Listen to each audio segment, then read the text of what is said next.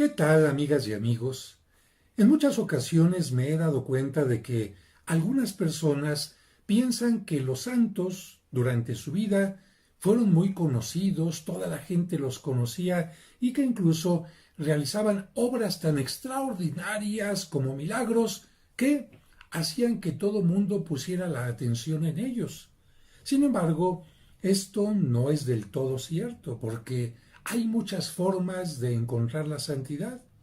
Y una forma de encontrar la santidad puede ser totalmente en privacidad, en secreto, en el anonimato, en el desconocimiento. Y eso es precisamente lo que sucedió con San Charbel Magluf, el santo que se celebra el día de hoy. De hecho, tendría que celebrarse el día de Navidad, que es cuando falleció, pero como la fiesta de Navidad es tan importante que lo opaca, entonces se decidió que se celebrara precisamente el día 24 de julio.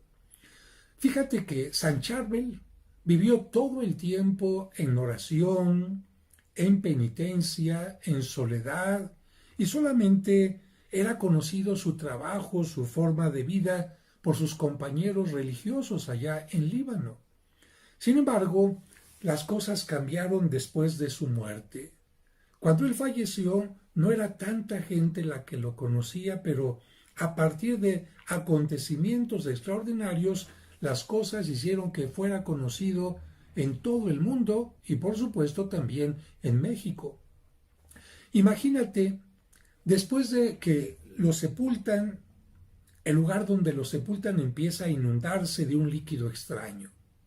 No solamente esto, sino que empiezan a aparecer luces en torno al sepulcro y cuando deciden abrir para saber qué es lo que está pasando, encuentran casi nadando el cuerpo en un líquido especial y resulta que el cuerpo no estaba incorrupto. Normalmente los cuerpos se corrompen cuando están en contacto con la humedad más rápidamente, pues no. Lo sacaron, lo secaron totalmente, lo volvieron a sepultar y volvió a suceder lo mismo. El sepulcro se llenaba de un líquido que no surgía de ninguna parte del lugar, sino que surgía del cuerpo de San Charbel. Lo volvieron a sacar en varias ocasiones y tuvieron que dejarlo expuesto casi sobre una mesa porque este líquido no dejaba de estar surgiendo y además era un líquido con cierto olor a perfume, un líquido digamos aceitoso, pero lo más interesante es que el cuerpo ni se deshidrataba ni tampoco perdía lo incorrupto. Yo no conozco Líbano, es de los lugares que me gustaría ir pronto a visitar para estar frente a las reliquias de San Charbel que aquí podemos ver en esta imagen. Pero como no he ido a este lugar, en esta ocasión te comparto el audio de una mini novela, mini radionovela que hice para mi programa que te puede ayudar. En esta ocasión no tendrás imágenes, pero tú deja que continúe el video y simplemente escucha esta radionovela que sintetiza la vida de San Charbel Magluf.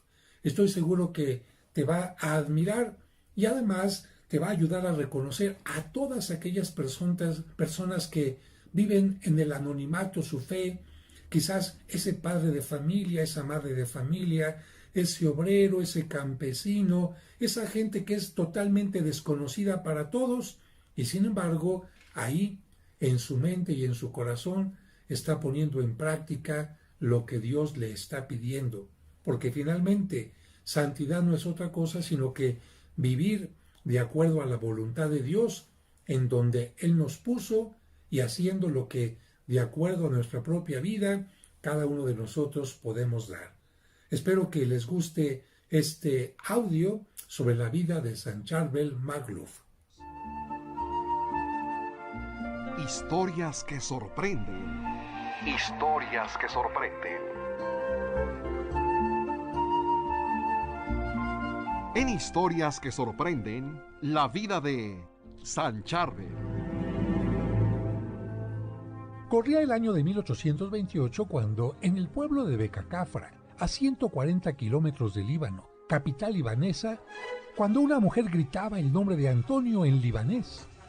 ¡Señor Antún! ¡Señor Antún! ¡Corra, porque su esposa Brigitte está a punto de dar a luz! No cabe duda que el momento de dar a luz es un momento que solo Dios conoce con certeza. Yo la dejé tranquila en casa para irme a trabajar al campo y mira qué noticia me vienes a dar. Pues seguramente que hoy, 8 de mayo, se convertirá en el padre de una hermosa criatura.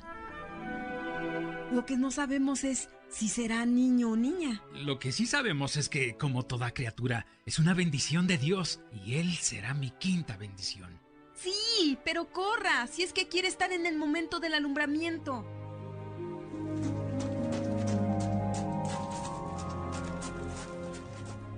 Nadie se imaginaba que aquel día nacería un santo.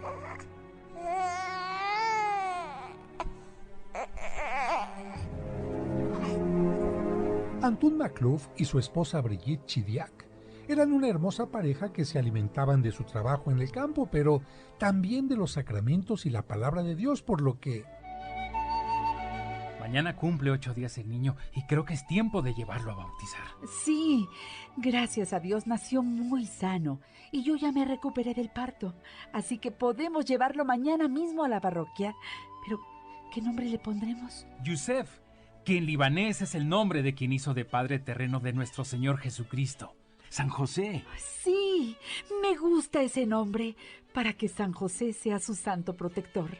Pero también le pondremos Antún como yo, que en árabe significa Antonio. Así, al día siguiente, la pareja se presentó en la iglesia de Nuestra Señora, la parroquia de su ciudad natal.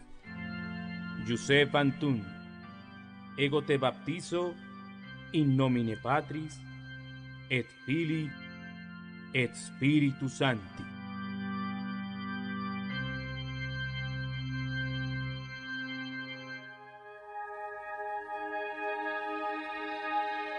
El pequeño José Antonio, o mejor dicho, Yusef Antún, por la gracia del bautismo se convirtió en hijo de Dios, seguidor de Cristo, templo del Espíritu Santo y miembro de la Iglesia. Todo transcurría con normalidad en aquella familia de campesinos hasta que, cuando Yusef tenía 3 años... ¡Antún! ¡Antún! Pero, ¿qué pasa? ¿Por qué esa manera de tocar?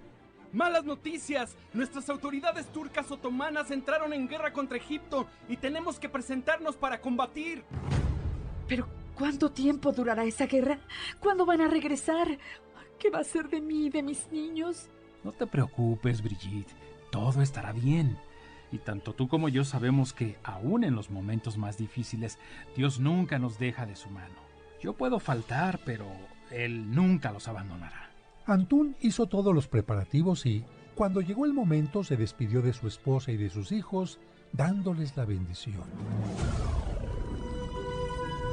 Que Dios los bendiga y los proteja, que les muestre su rostro y, si es su voluntad, me haga regresar con bien. Esperamos tu regreso, pero que se haga la voluntad de Dios. En el frente, Antún veía con tristeza cómo algunos compañeros suyos perdían la vida, pero él no perdía la fe.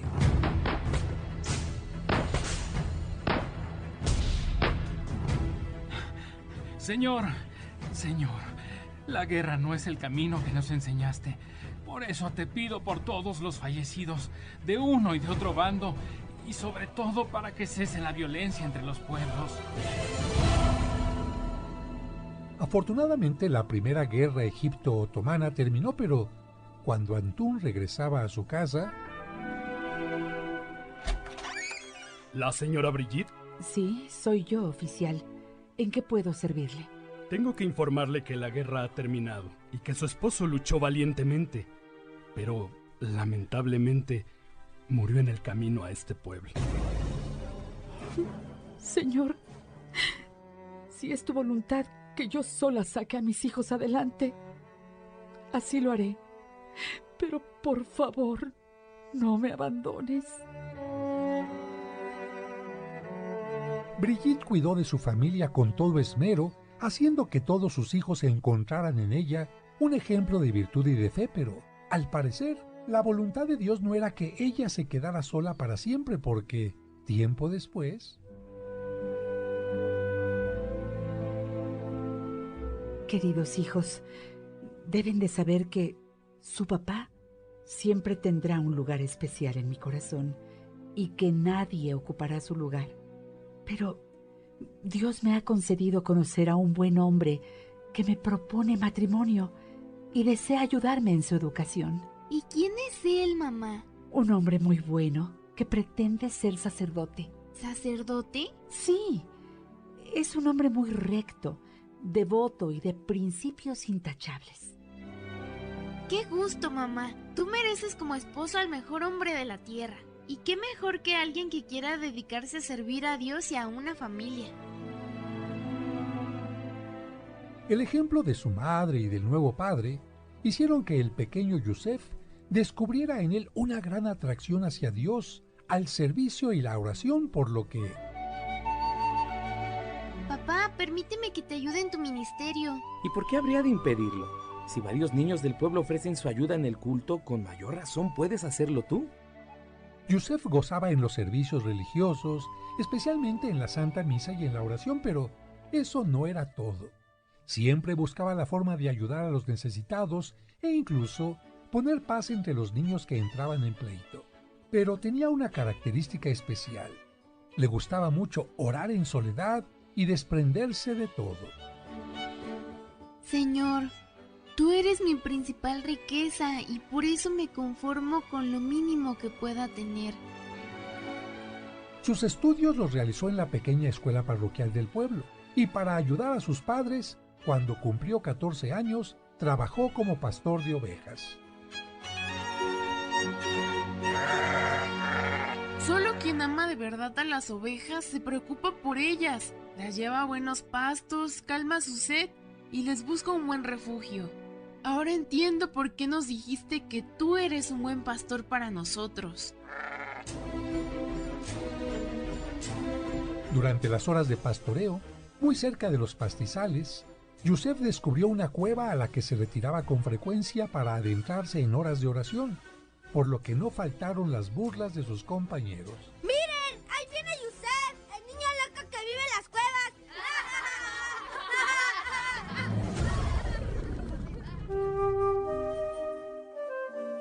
Aunque Yusef dejó la infancia y se convirtió en un joven, no abandonó su gusto por los momentos de soledad, oración y servicio, por lo que comenzó a visitar a 2 de sus tíos maternos.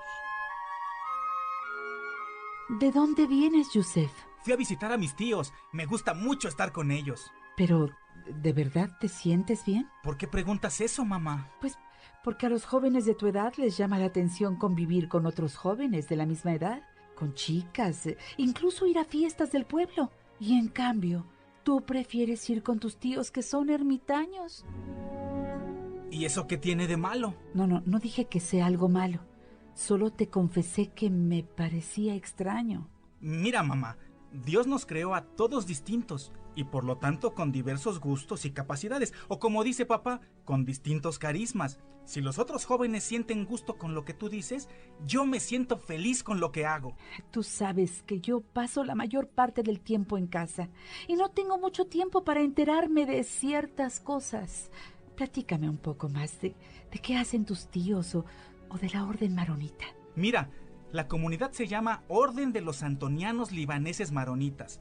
Antonianos porque está inspirada en uno de los primeros ermitaños de Oriente, San Antonio Abad, que gozaba de la vida de silencio y oración.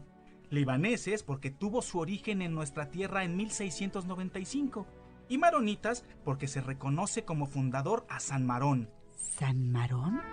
Pero, a ver, él vivió en el siglo IV. Y tú me dices que los maronitas fueron fundados en 1695. Brigitte tenía razón porque, aunque San Marón es reconocido y venerado por la Iglesia Católica, la Ortodoxa, la Copta Ortodoxa, la Apostólica Armenia y la Anglicana, había vivido muchos años antes de 1695. Bueno, mamá, lo que pasa es que se reconoce a San Marón como el inspirador y hasta como el fundador de la orden. Él fue un monje sirio y uno de los primeros evangelizadores de Fenicia. Sus características fueron justicia, templanza, castidad y trabajo duro. Nunca tuvo la idea de formar una comunidad o iglesia, sino más bien un camino especial de santidad dentro de la iglesia de Antioquía. Sin embargo, muchos quisieron abrazar la vida de austeridad, soledad y oración que él proponía y el nombre de maronitas, pero fue solo hasta 1695 en que se organizaron mejor para fundar la orden. ¿Y en dónde vivía? No me lo vas a creer, pero decidió irse a vivir en la cumbre de una montaña donde estaba un templo al dios pagano Nabo, que él transformó en un templo cristiano. ¿Y cómo lo logró? Solo con oración, meditación y penitencia, armas que muchos han olvidado para conseguir grandes logros. Por eso yo quiero seguir su camino, y por eso me gusta ir tanto con mis tíos maronitas. Yusef siguió acudiendo a visitar a sus tíos y así aprendió más sobre la vida religiosa y el monacato. También supo que, si decidía ingresar a esa comunidad, podría elegir entre ser sacerdote o monje, y así le llegó la edad de 20 años. Querido sobrino, ya eres todo un hombre y te has convertido en el sostén de tu casa. Sin embargo, es tiempo de decidir qué harás de tu vida porque, a tu edad, ya se puede pensar en contraer matrimonio. Lo sé, tío. Por una parte tengo el deseo de formar una familia, pero por otra, siento que esa no es mi verdadera vocación. En ese caso, pídele mucho a Dios que te clarifique las cosas. Después de 3 años de espera, Yusef escuchó la voz del Señor. Deja todo, ven y sígueme. Así, una mañana del año 1851 se dirigió al convento de Nuestra Señora de Mayfolk, donde fue recibido como postulante. Yusef Antun, debes saber que cuando entramos a este lugar decidimos vivir una vida totalmente nueva. Y por eso es costumbre elegir un nuevo nombre para nuestra consagración. ¿Has pensado ya en alguno? Sí, quiero ser santo. Pues si quieres ser santo, en libanés santo se dice Charbel. Y te llamarás Charbel, en árabe Sarbil. A partir de ese momento, Yusef Antun José Antonio, de 25 años, se convirtió en Charbel. Más tarde fue enviado al convento de Anaya, en donde en 1853 profesó los votos perpetuos como monje. Charbel, para que tengas una buena formación intelectual, deberás acudir al monasterio de San Cipriano de Fifén. Allí recibirás los estudios en filosofía y teología. 6 años después, con la preparación necesaria y por una vida ejemplar de obediencia y observancia, Charbel fue ordenado sacerdote el 23 de julio de 1859. ¡Felicidades, hermano! Has sido obediente a la voluntad de Dios. Y ahora hemos decidido que prestes tu servicio en el monasterio de Anaya, a donde ingresaste por primera vez. Pasaron muchos años en los que Charbel no solo celebraba la Santa Misa con fervor y administraba los sacramentos alegremente, sino también llevaba una vida ejemplar de oración y apostolado, cuidando a los enfermos, pastoreando a las almas y trabajando en las cosas más humildes. Si aprendí a ser un buen pastor de ovejas, también debo ser un buen pastor de almas. Pero siento que algo me falta. Necesito más momentos de silencio, soledad y sacrificio para orar por mi santificación y por todas las necesidades del mundo, especialmente para que haya paz. Señor, me acercaré a mis superiores para pedir permiso de vivir como ermitaño, pero no quiero ir contra tu voluntad. Si tú crees que es lo que necesito para servirte mejor, haz que mis superiores me den la respuesta que tú quieres. Charbel recibió autorización para la vida ermitaña el 13 de febrero de 1875. Tenía 47 años. Hermano, han pasado ya muchos meses desde que Charbel vive en soledad, en una ermita, pero no podemos dejarlo totalmente solo y aislado. Por eso le pido a usted que vaya a visitarlo y regrese con noticias sobre su salud. Así lo haré, señor abad. Los visitantes que llegaban ocasionalmente a la ermita siempre regresaban con noticias increíbles. Señor Abad, nuevamente fui a visitar a nuestro hermano Charvel y estoy sorprendido, porque no obstante tener una alimentación demasiado austera, vestir el mismo hábito y someterse a las inclemencias del tiempo, no solo goza de buena salud, sino que su semblante refleja mucha paz. Eso significa que está muy bien porque no vive solo. Por supuesto que vive solo, todos lo hemos comprobado. Pues no han puesto la atención suficiente. No entiendo. Lo que quiero decirte es que se ha dedicado tanto a Dios que Dios vive con él. Por eso no necesita grandes cosas. Y su rostro refleja la paz.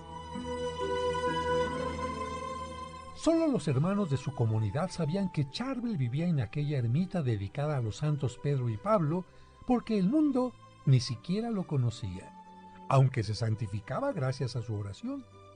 Comía una vez al día, rezaba 7 veces la liturgia de las horas, hacía penitencia con un cilicio y meditaba mientras realizaba trabajos manuales. Señor, tengo que reconocer que las tierras que rodean la ermita eran áridas y estaban llenas de pedruscos, pero con paciencia, disciplina y mucho trabajo se han convertido en fértiles.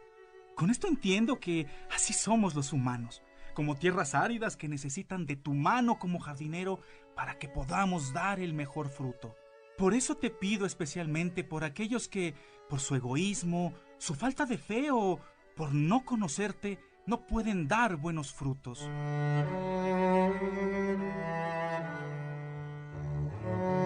Charvel había vivido los últimos años de su vida en aquella ermita y cuando tenía 70 años, aunque sintió que se acercaba su muerte y el frío parecía calar los huesos, prefirió permanecer ahí. Señor, para mí sería muy cómodo regresar al convento y terminar mis días rodeado por mis hermanos, en el calor de una celda y sobre un cómodo lecho, pero en esta víspera de la Navidad, al recordar que tú naciste en una humilde gruta y moriste en una cruz, sin tener dónde reclinar la cabeza, prefiero unir mis sufrimientos a los tuyos por el perdón de mis pecados y de todos los que necesitan de tu clemencia. Por mi parte, Señor, estoy listo para que, cuando quieras, puedas llevarme a tu presencia.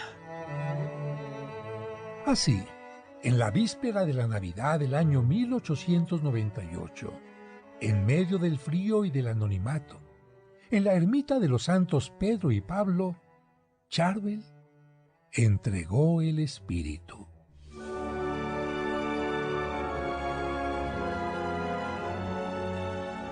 No cabe duda de que nuestro hermano, desconocido por el mundo, nos ha dejado un maravilloso ejemplo. Que Dios lo tenga en su gloria.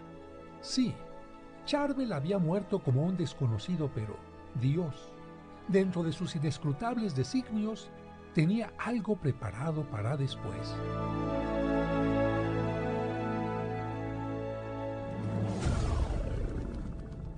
Aquel día se colocó su cuerpo en una sencilla camilla para transportarlo desde la ermita hasta el monasterio de San Marón de Anaya.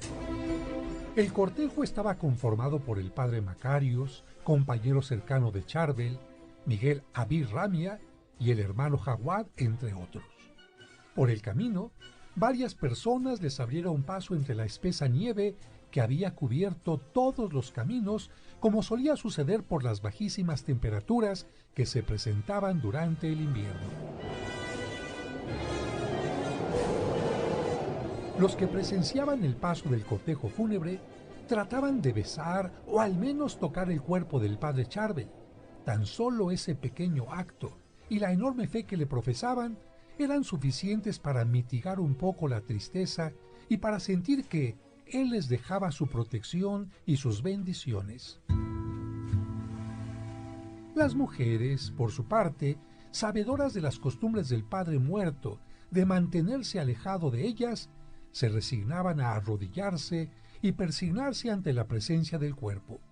Entre los monjes que cargaban la camilla, uno comentó: El frío es insoportable, aun cubriéndonos con alguna prenda gruesa.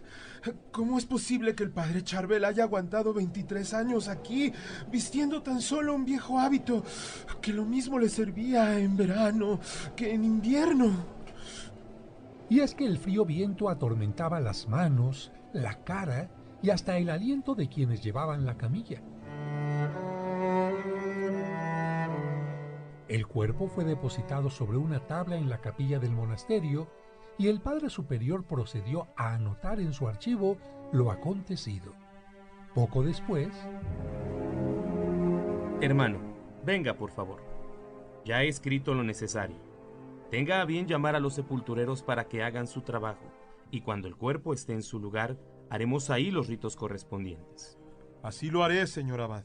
Los sepultureros se ocuparon en quitar una enorme piedra para abrir la bóveda de una especie de cueva construida con piedra aledaña a la iglesia del monasterio. ¿Y qué tenemos que hacer aquí?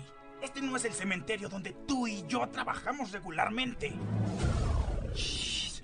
Aquí es donde se depositan respetuosamente los cadáveres de los miembros de la comunidad maronita.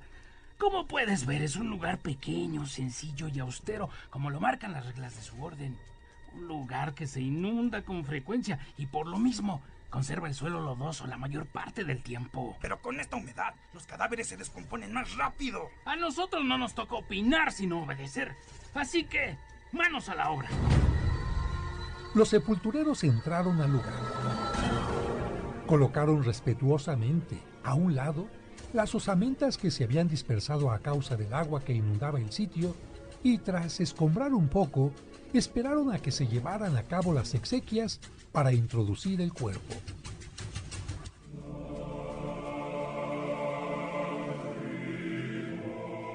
Llegado el momento, un cortejo de monjes y demás personas acompañaron a su última morada al cadáver del querido ermitaño. El cuerpo, tan solo cubierto por su hábito, se colocó en el centro del lugar sobre dos tablas apoyadas sobre piedras, ya que el suelo estaba lodoso. Enseguida, los sepultureros colocaron nuevamente la enorme piedra de la entrada y la sellaron. Pero, después de un tiempo, Dios quiso que comenzaran a aparecer señales especiales. Señor abad, han llegado al monasterio varias personas que afirman que un extraño resplandor parece salir de la tumba de Charbel. Tranquilo, hermano, tranquilo. Ya ve cómo la gente inventa cosas. Agradézcale su visita para que se sientan tomados en cuenta y dígales que si vuelven a ver ese extraño fenómeno, me avisen inmediatamente para que yo mismo vaya a corroborar lo que dicen. Estoy seguro de que no regresarán.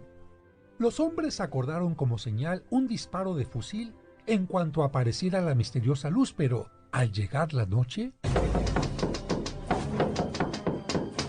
¿Pero qué es esto? ¿Qué es lo que pasa? Hermano, venga por favor. Hermano, vaya a ver quién toca la puerta con tanta insistencia. Es un grupo de hombres encabezados por un musulmán, que es prefecto de la zona y quieren hablar con usted. ¿Un musulmán? Hazlos pasar. Seguramente tienen algún asunto importante. Disculpe nuestra insistencia, pero vimos a un hombre que estaba iluminado por una luz especial y comenzamos a seguirlo, pero al llegar aquí desapareció. Seguramente se encuentra escondido por aquí. Hay que tener cuidado. Apenas había escuchado el testimonio de aquel grupo cuando el padre superior escuchó también la señal del disparo,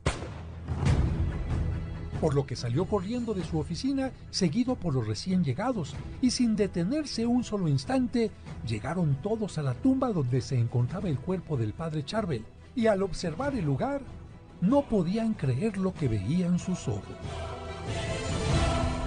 ¡No puede ser! Es cierto lo que me contaron. De la tumba sale un extraño resplandor.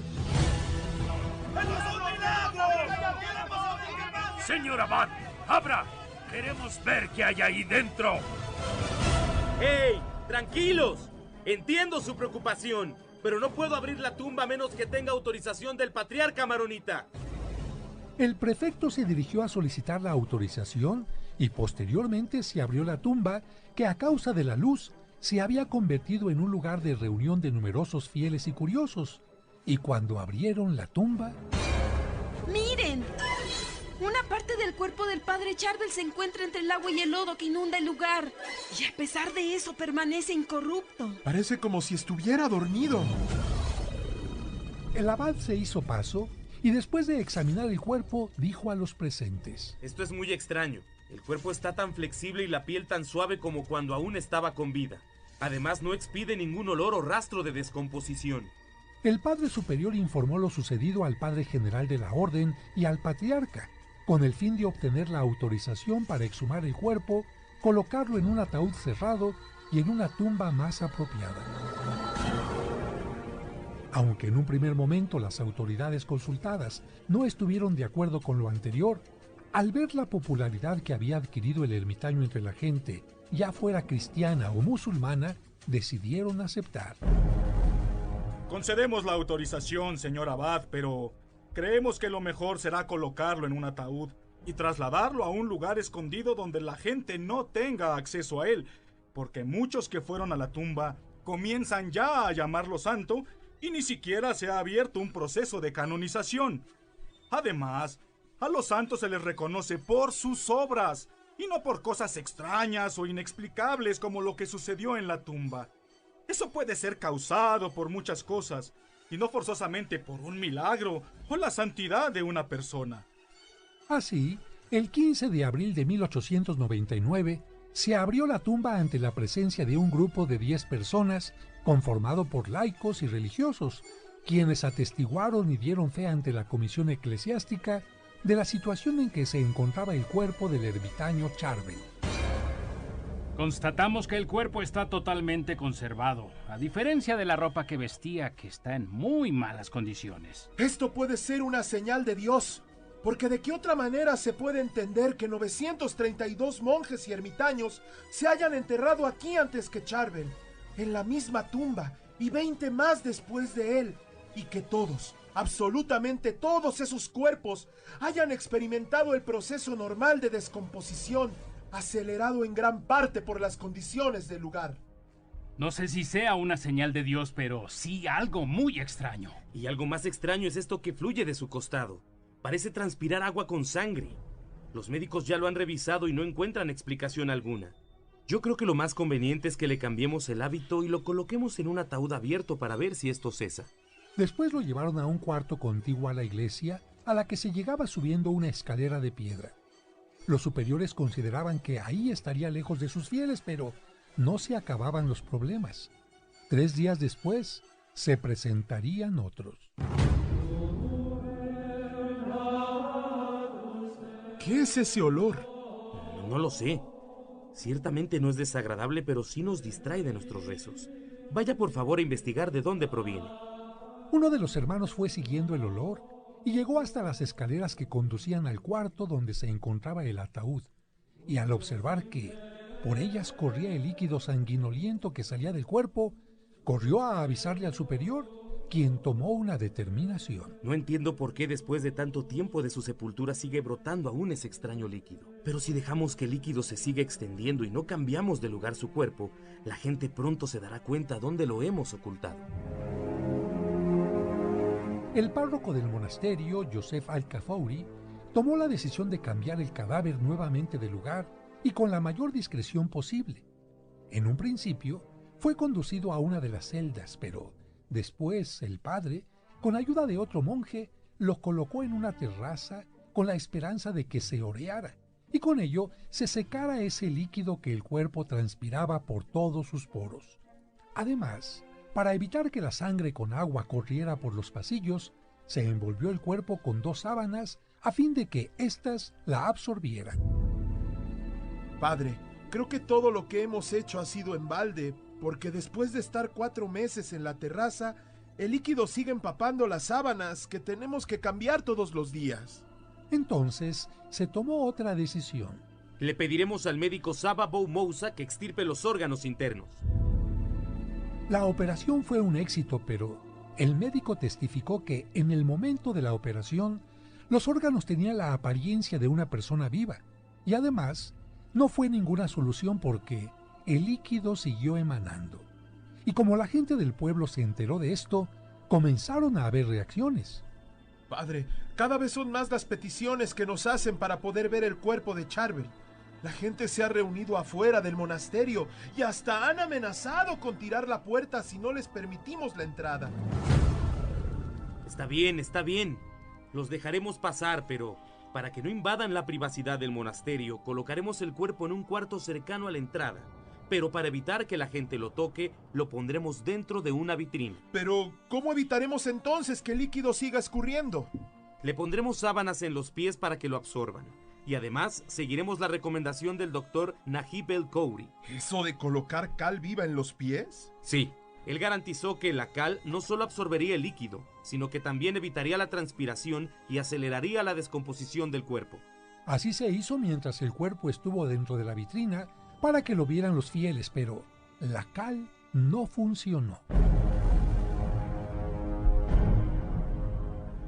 En verdad, padre, no comprendo por qué la cal viva no hace su función en este cuerpo. Esto es inexplicable para la ciencia. ¿Y qué otra solución ofrece, doctor? Debemos terminar ya con esto y permitir que el cuerpo de nuestro hermano regrese a la tierra como es voluntad de Dios. Polvo somos y al polvo volveremos. Si la humedad del sepulcro ni la cal viva funcionaron, solo nos queda esperar a que el cuerpo comience a corromperse solo. Pero no podemos dejarlo así. No es correcto exhibirlo en una vitrina como si se tratara de las reliquias de un santo. Tiene razón, hermano. No debemos confundir a la gente entre lo que es la santidad y algunas cosas inexplicables como esta. De esa manera, el cuerpo se colocó nuevamente en el ataúd que, casi 10 años después, en 1909, fue sustituido por una caja que donó otro doctor, George Chukrala. El mismo médico, después de varios años de observación, afirmó categóricamente: lo que sucede con este cuerpo no tiene explicación científica. Lo hemos analizado varias veces, incluso médicos forenses y yo no encontramos una causa lógica o natural. Como científico, no me toca a mí decirlo, pero creo que se trata de algo sobrenatural. Y ustedes deberían iniciar un proceso de investigación canónica porque quizás Dios quiere decirles algo. Fue así como hasta 1925, 27 años después de su fallecimiento, los padres superiores de la Orden Maronita introdujeron al Tribunal de Roma la causa de beatificación del padre Charbel. Nuestra petición ha sido aceptada, pero tenemos que añadirle todo lo que sepamos de Charbel y los testimonios de quienes le hayan conocido.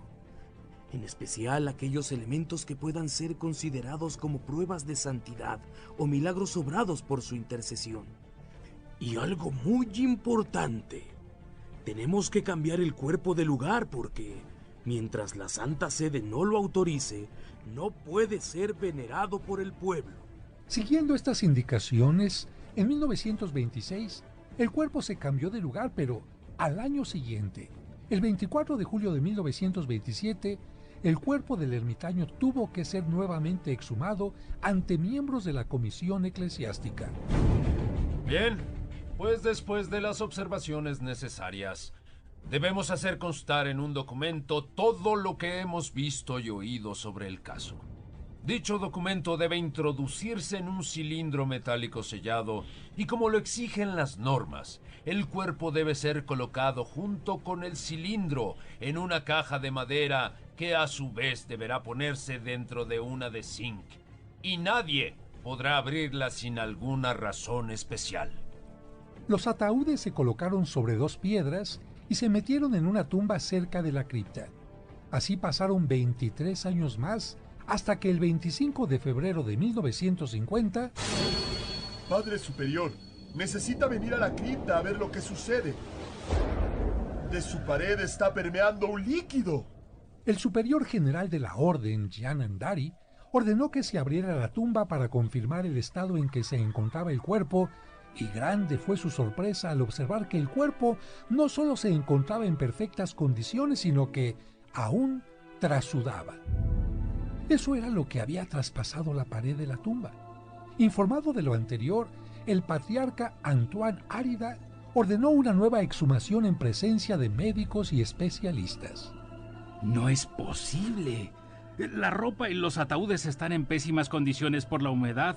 Incluso el de zinc se abrió por la parte de los pies. Y miren, el cilindro de metal está inservible, pero por fortuna aún protege el reporte de 1927. Y sin embargo el cuerpo, véanlo, está totalmente incorrupto. Es como si estuviera vivo. Porque no se le cae el pelo ni las uñas y su cuerpo mantiene la temperatura y flexibilidad natural de una persona viva. Además hay otra cosa inexplicable. Si su cuerpo vivo tenía 5 litros de sangre y después de muerto ha exudado un mínimo de 1 litro de líquido por año, 67 litros en 67 años, ¿de dónde sale ese líquido misterioso? Y miren, ahora que le pusimos este amito sobre la cara, por el sudor quedó impreso en él algo semejante al rostro de Cristo, como en la sábana santa de Turín. ¿Será esto un milagro?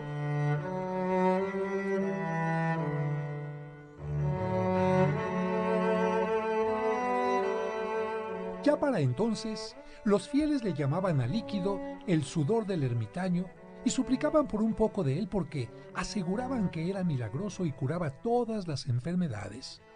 Y como aquel año de 1950 sucedieron innumerables milagros, el cuerpo del padre se volvió a colocar en la tumba con todas las precauciones posibles para evitar el saqueo. Ante esto, cientos de fieles que venían desde lejos y no podían llegar a la tumba, ni podían tener algo de la ropa o del sudor del padre, se contentaban con llevarse un puñado de tierra del monasterio o una rama, hoja o incluso corteza del roble bajo el cual el padre Charbel solía hacer oración.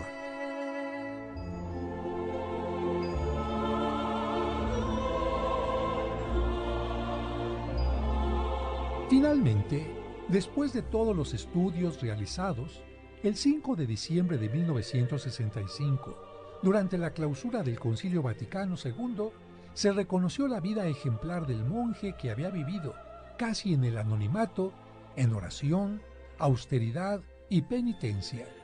El Papa Paulo VI dijo: Un ermitaño de la montaña libanesa está inscrito en el número de los bienaventurados. Un nuevo miembro de la santidad monástica enriquece con su ejemplo y con su intercesión a todo el pueblo cristiano. Él puede hacernos entender, en un mundo fascinado por las comodidades y la riqueza, el gran valor de la pobreza, de la penitencia y del ascetismo, para liberar el alma en su ascensión a Dios.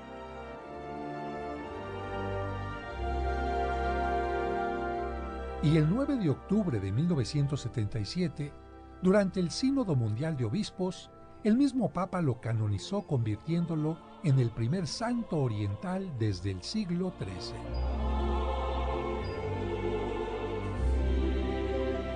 De esta manera, Dios nos enseña que se puede ser santo en medio de las cosas sencillas y humildes, sin grandes cargos o lugares, porque lo importante es estar en cercanía con Dios.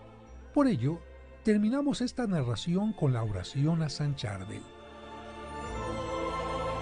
Dios infinitamente santo y glorificado en medio de tus santos, tú que inspiraste al santo monje y ermitaño Charbel para que viviera y muriera en perfecta unión con Jesucristo, dándose la fuerza para renunciar al mundo y hacer triunfar desde su ermita el heroísmo de sus virtudes monásticas, pobreza, obediencia y santidad, te imploramos nos concedas la gracia de amarte y servirte siguiendo su ejemplo.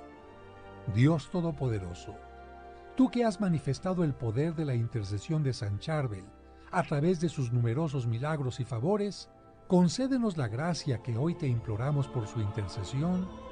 Amén.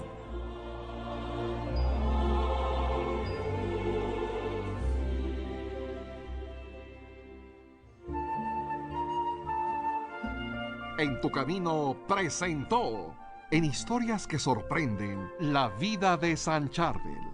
Gracias por escucharnos.